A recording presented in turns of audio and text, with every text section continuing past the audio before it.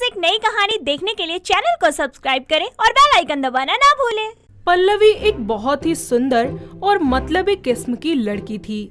वो अपने मतलब और मजे के लिए अक्सर ही लोगों से झूठ बोला करती थी, फिर चाहे किसी को बुरा लगे या अच्छा, पल्लवी को तो बस झूठ बोलने से मतलब था। उसके परिवार में उसके पिता नीरव और माँ कल्याणी थी। ऐसे ही एक सुबह जब वो तैयार होकर घर से बाहर जा रही होती है कि तभी उसके पिता उसे रोककर पूछते हैं, कहाँ जा रही हो बेटी? कॉलेज जा रही हूँ पापा। बेटी, हमें तुमसे कुछ जरूरी बात करनी है। जल्दी कहिए ना पापा, आई एम गेटिंग लेट। मैं ये कह रहा था कि तुम अब बड़ी हो गई हो और तुम्हारी शादी की उम्र भी हो गई है। मैं बस इतना कहूँगा कि कभी कोई ऐसा काम मत करना जिससे समाज में हमारी बदनामी हो और हमारा सर शर्म से झुक जाए, समझी बेटा? जी पापा, मैं ऐसा कोई काम नहीं करूँगी जिससे आप लोगों को शर्मिंदगी उठानी पड़े। इतना कहने के बाद पल्लवी घर से कॉलेज का झूठ बोलकर अपने बॉयफ्रेंड निखिल के साथ मूवी देखने मॉल चली जाती है। उसके पिता भी किसी काम से उसी मॉल में जाते हैं जहां पल्लवी अपने बॉयफ्रेंड के साथ आई होती है। नीरव पल्लवी को देख लेता है और गुस्से से आग बबूला हो जाता है और उन्हें समझ आ जाता है कि पल्लवी ने उनसे झूठ कहा है। तो सच पता करने के लिए वो अपनी बेटी को फोन लगाते हैं। अरे बेटी, कहाँ हो तुम? पापा, वो मैं कॉलेज की लाइब्रेरी में हूँ और पढ़ रही हूँ। आपसे बाद में बात करूँगी। ठीक है, अच्छे से पढ़ाई करो। नीरव कॉल कट कर देता है और गुस्से से पल्लवी के पास जाता है और अपनी बेटी को एक जोरदार थप्पड़ लगाता है। पापा, मैं समझाती हूँ ना सब। बस, मुझे और कुछ नहीं सुनना। मैंने सब देख लिया है कि तुम कैसे हमसे झूठ बोलकर ये रंगरलियां मनाती हो।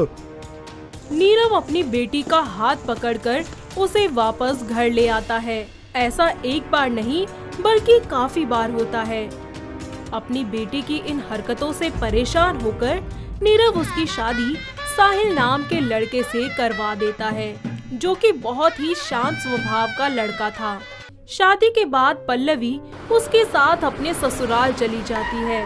ससुराल में उसके ससुर धीरज और सास शांति थे। ऐसे ही एक दिन, अरे ओ बहू, कहाँ मर गई? जरा अपने बाबूजी और मेरे लिए चाय तो बना दे। ओफो, ये बुढ़िया भी ना सुबह शाम पीछे पड़ी रहती है मेरे। ये कर दे, वो कर दे, खुद तो चिपकी रहती है खाट से। अरे कहाँ मर गई? आज हम दोनों को चाय मिलेगी भी या नहीं? हाँ माँ जी आई।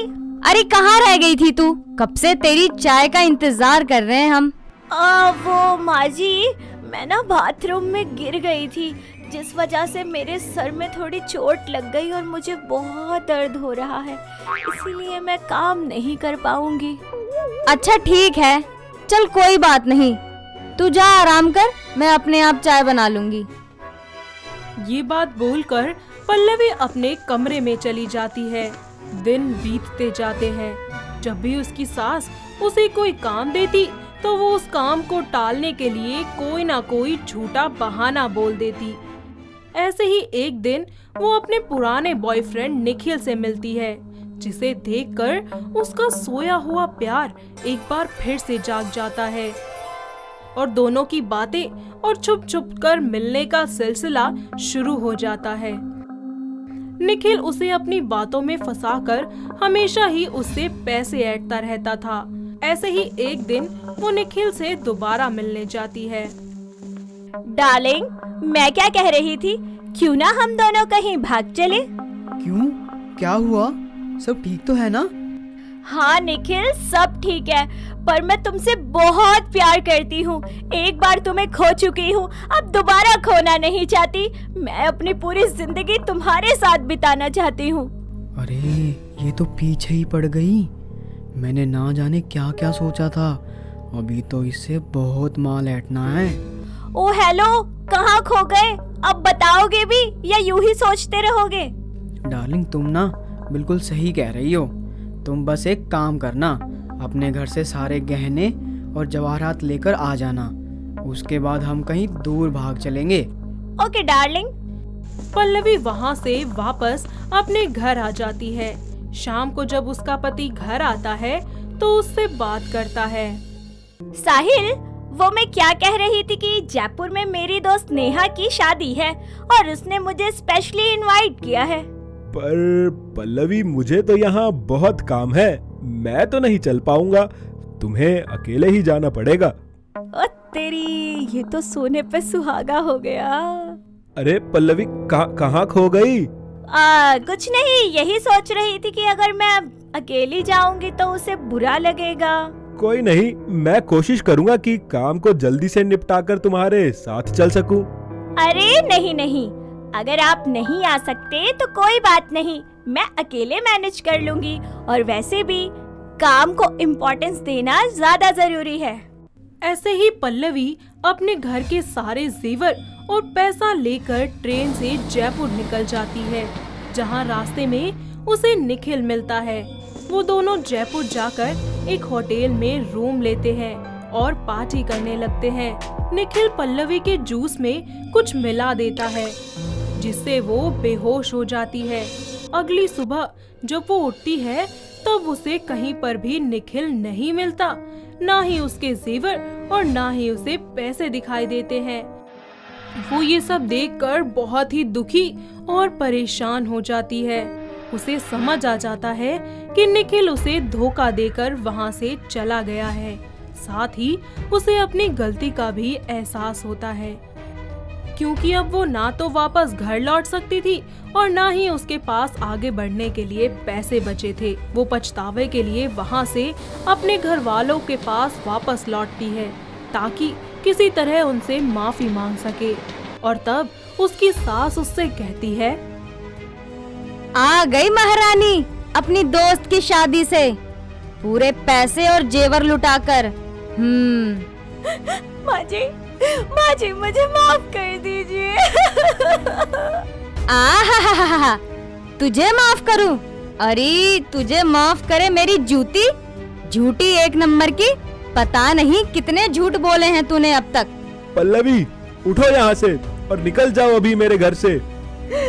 साहिल जी, प्लीज मेरी बात सुनिए ना एक बार, प्लीज। मुझे माफ कर दीजिए। मुझे पता है मुझसे गलती हो गई और उस गलती की कोई माफी भी नहीं है, लेकिन मैं थोड़ा बहक गई थी। प्लीज मुझे माफ कर दीजिए, मुझे घर से मत निकालिए। पल्लवी की बातें सुनकर शांति उससे दया जताती है और बोलती है, बेटा साहिल, अब इसे माफ भी कर दे, इसे अपनी गलती का एहसास हो गया है। हाँ साहिल जी, मैं वादा करती हूँ आज के बाद कभी झूठ नहीं बोलूंगी, कभी कोई बात नहीं छुपाऊंगी और हमेशा अपने परिवार का और आपका साथ दूंगी। अपनी माँ के कहने और पल्लवी की इतनी मिन्नतें करने के बाद साहिल उसे माफ कर देता है, जिसके बाद पल्लवी उससे वादा करती है कि वो आज के बाद ऐसा कुछ नहीं करेगी। वो अपनी सास की सेवा करने लगती है और साथ ही अपने परिवार की सारी जिम्मेदारियां अच्छे से संभालती है। और साहिल भी धीरे धीरे सारी पुरानी बातें भुला देता है, जिसके बाद सभी लोग खुशी खुशी अपनी जिंदगी में आगे बढ़ते हैं। तो दोस्तों, कैसी लगी आपको हमारी ये झूठ बोलने वाली बहू? क्या आपके घर के आसपास भी है कोई ऐसी बहू जो आए दिन इसी तरीके से झूठ बोलती हो? अगर हाँ, तो उसे ये वीडियो दिखाइए और हमें जल्दी से बताइए। दोस्तों, अगर आपको ये कहानी पसंद आई तो इसे लाइक करें, शेयर करें और कमेंट करके बताएं कि कहानी में आपको सबसे अच्छा क्या लगा।